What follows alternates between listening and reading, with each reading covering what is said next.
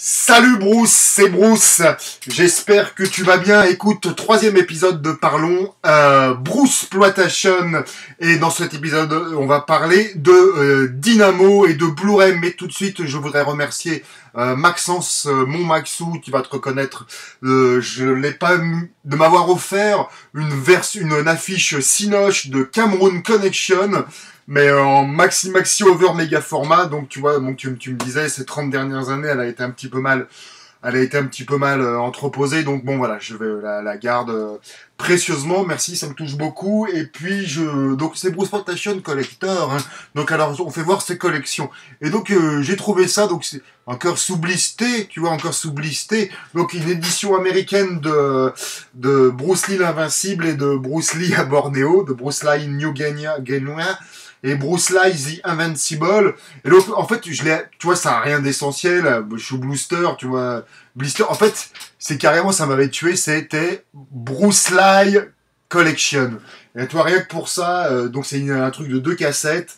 Rien que pour ça, je voulais l'avoir. Voilà, c'est ça, voilà. Voilà, donc, on va parler... Blu-ray, on va parler de Dynamo, le film de Dynamo, alias Bruce Lee, le géant du Kung-Fu. J'ai été contacté par mes amis de Nanarland et indirectement par mes amis ouais, c'est un nom à coucher dehors, entre guillemets, Cinemaxploitation, tu connais peut-être déjà sûrement, ils ont déjà sorti Clone of Bruce Lee en Blu-ray et plus récemment Soul of Kung Fu.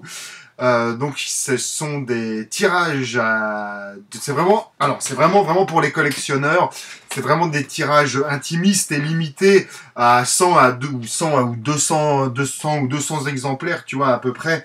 Et puis donc, comme je te disais, au mois de décembre, ils ont sorti Soul of Kung Fu en français. C'est le doigt vengeur de Bruce Lee. Donc, alors, par exemple, donc c'est vraiment un travail de super passionnés, de super puristes. Par exemple, pour l'édition Blu-ray de Les Doigts Vengeurs de Bruce Lee, ils t'ont mis en la version anglaise.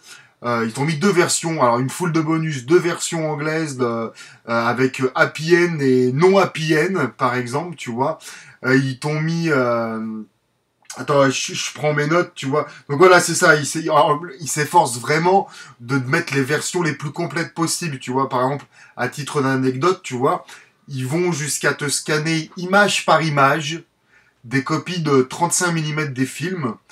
Et puis, genre quand la bobine, quand la copie commence à en avoir un coup dans les ridelles ou les légèrement abîmée ou qui manque des images, ils vont carrément aller les récupérer sur les DVD, voire sur les VHS, toujours pour te délivrer la version la plus complète possible, tu vois.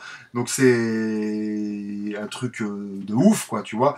Ils vont aussi jusqu'à te mettre toutes les versions possibles et imaginables originales qui sont sorties sur le moment.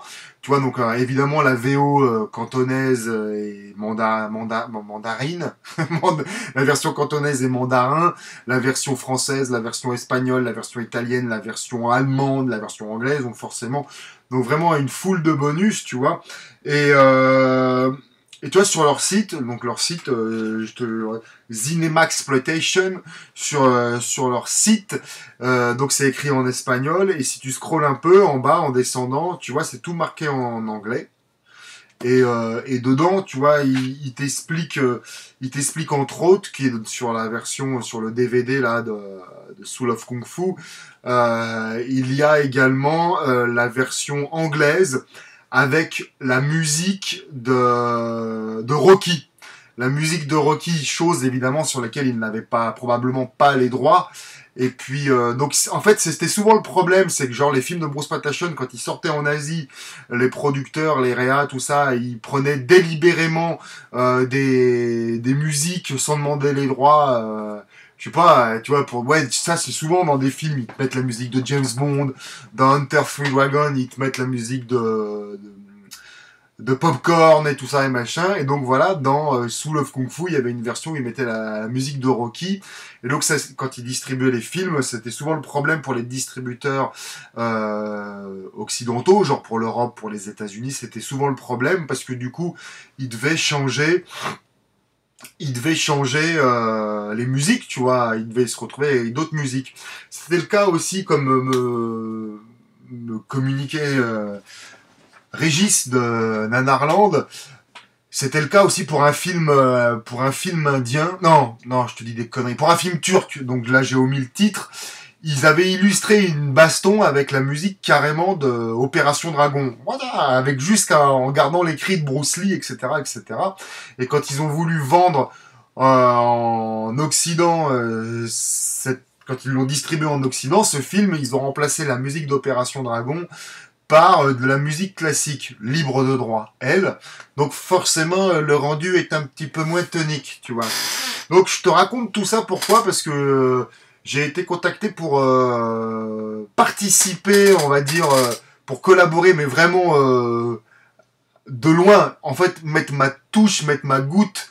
Et ça, j'en suis enchanté pour participer donc à l'élaboration de Dynamo en Blu-ray. Donc participer à trouver les 1 600 000 versions pour le film, etc., etc., etc. Donc c'est un honneur et je te remercie Régis de m'avoir contacté pour ça et je suis content de pouvoir mettre ma pierre à l'édifice. Et donc voilà, donc c'est un court épisode de Bruce Patation Collector.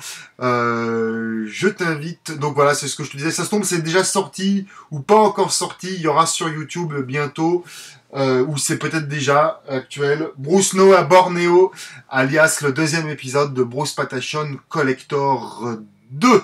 Donc voilà, n'hésite pas à me faire des signes, des appels, des signes de nunchaku, tout ça, si tu veux un troisième épisode, etc., etc., etc. Vu que ça met un peu plus de temps à produire, etc., à faire, voilà, voilà. Bon, voilà. Allez, je ne vois pas quoi te rajouter de plus. Je t'embrusse. Allez, prends soin de toi.